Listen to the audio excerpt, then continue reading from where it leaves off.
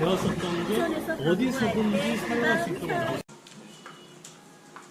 이제 다가구 투자 같은 이제 상가랑 비슷한 건데 아예 특성이 달라요. 다가구 투자는 아파트랑 주택의 부분인데 실질적으로 3억에서 5억 정도 있는 분이 다가구 투자를 제일 많이 하시고 저희 사무실에서도 가장 많이 일어나는 투자가 다가구예요. 실제로 저희 사무실에 하루에 한 두세 명씩 다가구 투자 문의 전화가 오고 방문을 해요. 그래서 다가구 투자를 제일 많이 해요. 전국에서 현재는 그냥 원룸이에요. 원룸. 예, 뭐 5가구부터 20곳까지 있는 원룸이 있는 건물에 투자를 한다는 거예요. 그래서 그 다가구 투자하실 때는 융자가 너무 많은 것들은 여러분들을 속이는 거예요. 융자가 50% 이상 들어가 있는 거는 여러분을 속이기 위한 융자예요. 수익률을 높이기 위해서. 그래서 여러분들이 속는 거예요. 그래서 매가의 30% 정도가 원래 적정 수익률이에요. 그러니까 예를 들어서 내가 10억짜리 건물을 사는데 다가구 사는데 융자가 6억 들어가 있어. 그래서 수익률이 15%래. 그러면 그 융자 금액을 지우고 한번 계산을 해보셔야 돼요. 그러면 수익률이 확 떨어져요. 그럼 그게 정상 수익률이에요. 그래서 매가의 30% 정도 융자를 계산해서 수익률을 냈을 때가 정상 수익률이다. 그리고 그 세입자가 이제 직장인이나 공무원이 많아요. 뭐 아니면 이제 위치에다가 술집 아가씨가 많은 경우도 있고요. 그리고 이제 대학생들이 많은 경우인데 인천 같은 경우는 이제 그런 비율이 좀 작아요. 인천은 이제 도시가 아직 작다 보니까 술집 아가씨들도 좀 적고 학생들도 좀 적어요. 그래서 직장인이랑 공무원이 많이 있어서 대체적으로 좀 깔끔하게 쓰는 편들이에요. 사람들이. 대학생들이 제일 지저분하게 써요. 그리고 수익률은 보통 인천은 이제 8%에서 10% 정도가 정상 수익률이에요. 그러니까 10% 이상이 되는 거는 외곽에서만 발생할 수 있는 거예요. 한 14%까지 가요. 외곽으로 가면. 투자 금액은 3억부터가 적당하고 적극적으로 투자하시는 분은 1억 갖고도 투자를 해요. 1억 갖고도 다가구면 살 수 있어요. 10억인데 15억. 왜 그러냐면 건물이 정상적인 가격에 나왔다면 가구수가 많아요. 그래서 여러분들이 이거 정상적인 가격인지 잘 모르겠다 싶으면 그냥 대충 이렇게 계산하면 얼추 맞아요. 그러니까 원룸 하나당 곱하기 8천만 원에서 1억을 하면 그 금액이 얼추 매가가 나와요. 그 정도가. 그리고 보통 월세는 500에 40에서 500에 50까지 나요. 방 크기에 따라서. 원룸은 보통 7평. 그리고 1.5룸은 보통 9평에서 10평, 그리고 2룸은 보통 12평에서 15평까지. 그 주인 세대는 25평 정도. 요 정도가 세팅이에요. 다가구가. 그래서 처음 내가 임대업을 해보겠다라고 하시는 분들은 상가보다 다가구를 먼저 하는 게 안전해요. 다가구는 약간 부동산계에서 뭐냐면 은행이에요. 은행. 그냥 별일 없으면 망할 수 없는 사업. 별일 없으면 특별히 망할 수 없는 사업. 근데 특별히 대박나지도 않는 사업. 네, 고정수익. 고정수익은 원룸을 따라갈 수가 없어요. 제일 짭짤해요. 근데 나는 인간관계에 자신이 없다.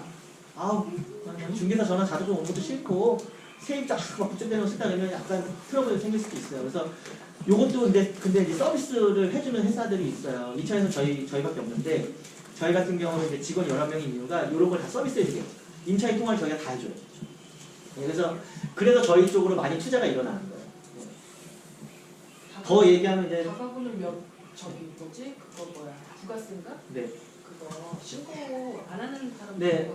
부가세 면세 사업이에요. 다가구가. 네. 그러니까 주택 사업은 부가세 면세 사업이에요. 그래서 그런 건 좀 유리하죠. 네. 그래서 상가보다 수익이 높은 게 그런 거예요.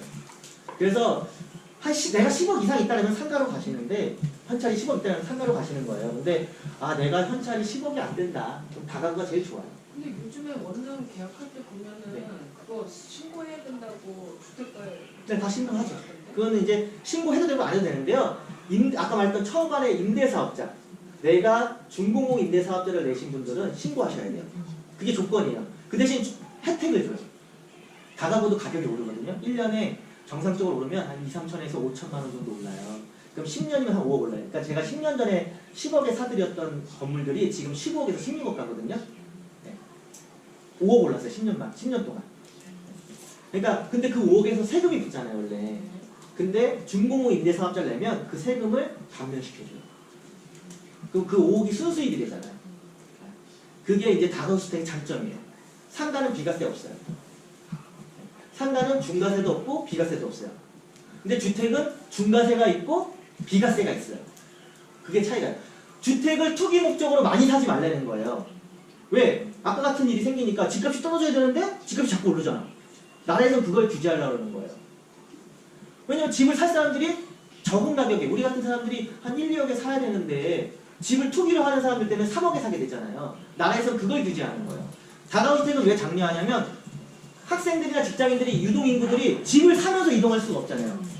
직장 때문에 어쩔 수 없이 이동하는 사람들이 임대로 거기서 잠깐 살아야 되잖아요. 그래서 근데 나라가 그걸 공급할 수가 없잖아요. 그래서 민간 임대사업자를 만드는 거예요. 직업 창출을 하는 거예요. 여러분들이 은퇴하면 바로 백수잖아요. 그렇죠? 경제인구에서 나 은퇴 비용 갖고 어떻게 살아? 치킨집 할까? 치킨집 하면 다 망하잖아요. 편의점 하면 다 망하잖아요. 그렇죠? 그런 거 하지 말고 임대사업해.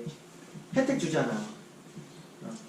그리고 너 먹고 사는데 지장 없다. 임대사업하면. 왜? 우리나라 사람들 연금 없잖아요. 그렇죠? 네. 그래서 연금 대체 사업인 거예요. 이게. 그래서 나라에서 혜택을 주는 거예요. 근데 이런 혜택이 있다는 걸 모르기 때문에 돈을 못 버시는 거예요. 그래서 치킨집 하는 거예요. 3억 갖고.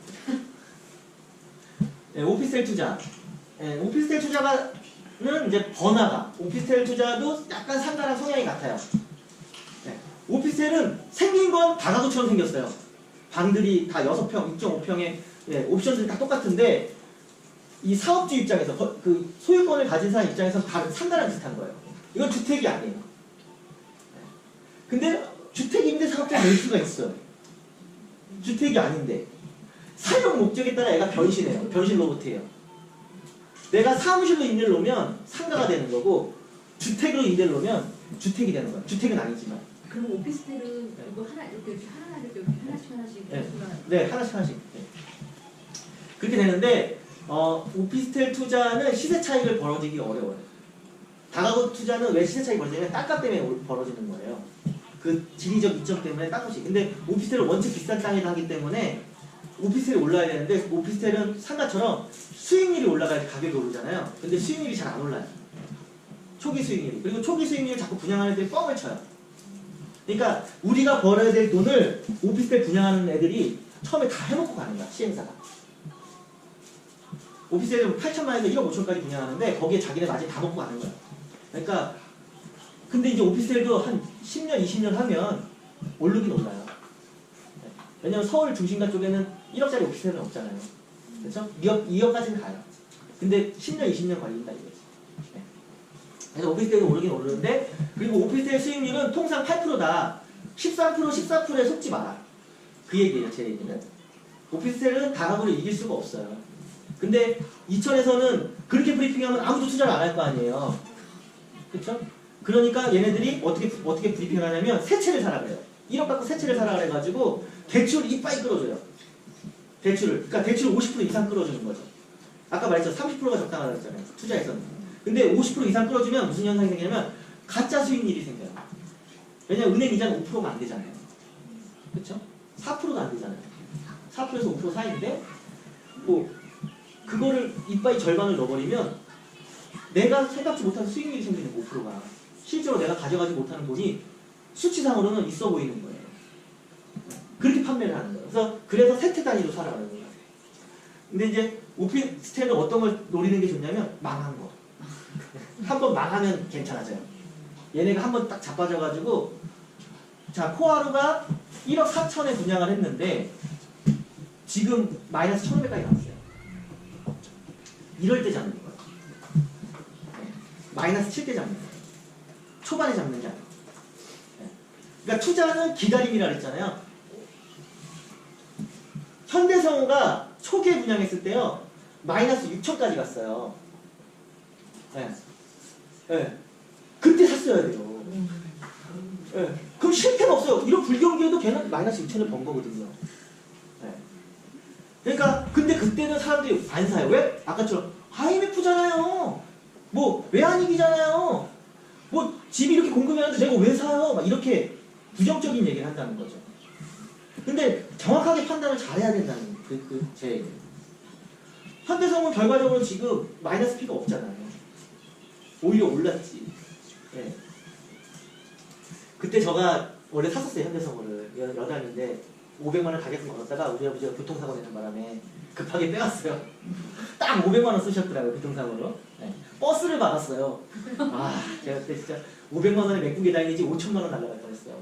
그 버스에 타신 분들이 다행히 병원을 안 가셔가지고 아 버스에서 사람이 잔뜩 내리는데 내가 거기서 진짜 힘이 다 빠지더라고요. 현대성우 딱 가격금 넣고 아버지 나 현대성우 샀어요 라고 전화했는데 아버지가 나 교통사고 났다. 그거 탁 처리하고 바로 가서 빼가지고. 근데 그게 어떻게 보면 잘된 일이죠. 마이너스 피 6천 났을 때 나 흔들렸으면 망할 뻔도 했죠. 네. 그러니까 그 부동산에서는 우리 신조가 뭐냐면 저희 사람 신조는 뭐냐면 위기는 기회다.